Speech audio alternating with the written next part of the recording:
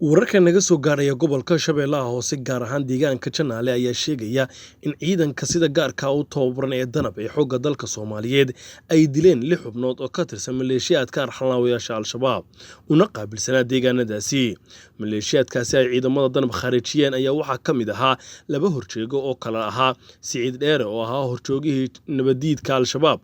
u qaabilsanaa deegaanada Ceelsanin ilaa Janaale iyo horjeega Bukhari oo isna u qaabilsanaa deegaanka Janaale. waxaa sidoo kale ciidamada danab dileen 4 maleeshiyaad ah oo la joogay xilligii la dilayay horjoogayaashaasi, sida uu u xaqiijiyay idaacadda ciidamada qalabka sida taliyaha guutada 16aad ee ciidanka sida gaarka u tababaran ee danab ee xoogga dalka Soomaaliyeed Gaashaanle Ismaaciil Cabdimaalik Maalin.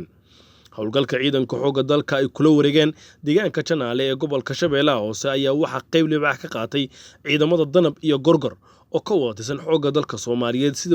si wada jirahna u howlgalayay.